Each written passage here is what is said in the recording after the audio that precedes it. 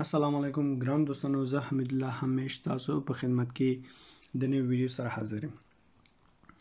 دا ویډیو په باره د وظیفه کې د شرکت سره مشکل. ډیری خلکو ماته ټلیفونونه وکړه چې موږ ته د پښتو پلان باره کې یو ویډیو جوړه کړه.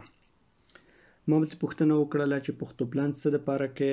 هغو به ماته جواب کې ویل چې موږ پښتو پلان دې خاطره کوو چې موږ یو چا سره کار کړی دی، پیسې نه راکوي، یا موږ یو چا سره کار کړی فیش ډپۍ یا کندخه نه راکوي.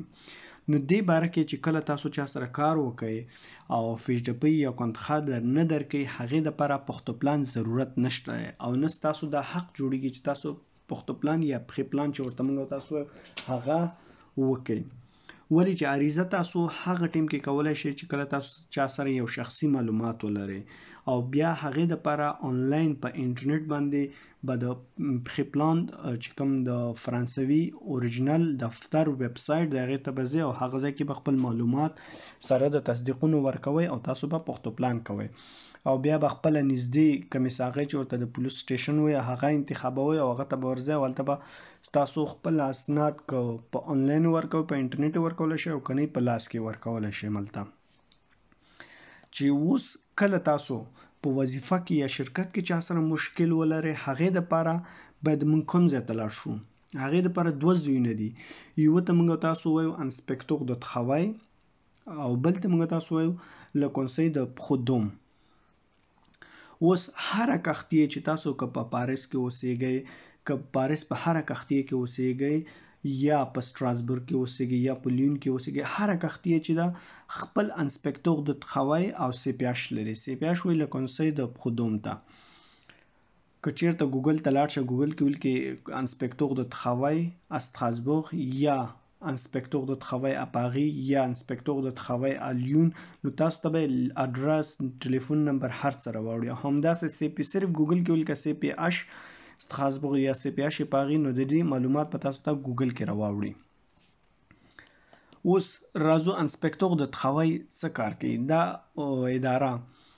اداره څه کار کوي؟ کله تاسو یو چا سره کار کوئ او هغه کس د کار اصول نه مراتی یا تاسو ته په اذیت چې موږ تاسو یا جنسي تجاوز تاسو موږ تاسو ورته وایو یا هغه ځای کې سګرټ میګرټ چې څکي یا د هغه کاري اصول چې کوم نه مراتی که نه، مثلا ټیم ته ناوخته راځي یا کار ناوخته شروع کوي یا تا باندې زیات کار کوي، دې دپاره باید تاسو انسپکتور د تخوی ته لاړ شئ. هغه ځای ته ورشئ، هغه ځای کې عریضه خپله جمع کوئ. دا یو فارم دی، فارم ډاونلوډ کیږي، انټرنیټ نه فارم به ډاونلوډ کړئ، به ډک کړئ، ور بشئ یا ډایرکټ کوم اډرس چې ګوګل کې لیکلی هغه اډرس باندې ورشئ، هلته ډایرکټ فارم درکوي، هغه ټیم کې هغه ځای کې راجستر کولی شئ او ځان ثبت کولی شئ.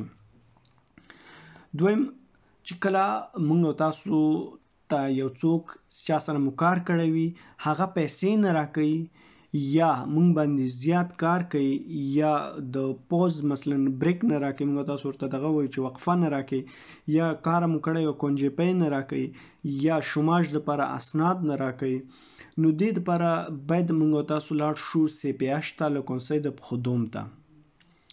دا دواړه، یو چې د انسپکتور د تخوی دی، انسپکتور د تخوی دی او یو انسپکتور د تخوی دی او یو سپیاش دی، باید دغه دواړو ته مراجعه وکړو. پښتو پلان ضرورت نشته دی. همیشه په ذهن کې وساتئ که چیرته تاسو ته کار کې تنخواه نه درکوي، فیش ډپۍ نه درکوي یا کنجپۍ نه درکوي، نو هغې دپاره تاسو سپیاش ته لاړ شئ. مثلا لکه کونسۍ د پخودوم ته مفت دی، هېڅ کومې پیسې نه غواړي او که چیرته کاري مراد کې یا کار کې در باندې مشکل راولي یا کار در باندې سخت کوي یا کوم کار تا سره په کندخه کې لیکلی وي او هغه کار نه نور کار تا باندې کوي، هغې دپاره باید تاسو انسپکتور د تخوی ته لاړ شئ. یا کار تور درکوي، تا ورسره سپین کړی کار تور درکوي، هغې دپاره هم ته کولی شئ انسپکتور د تخوی ته لاړ شئ.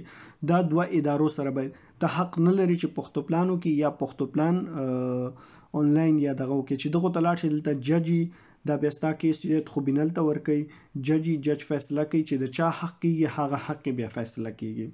او که نور څه معلومات لرئ او یا څه معلومات مو پکار یا نور څه داسې مشکل در تاسو کولی شئ لاندې کامنټ کې ولیکئ، زه به تاسو ته جواب درکړم. مننه.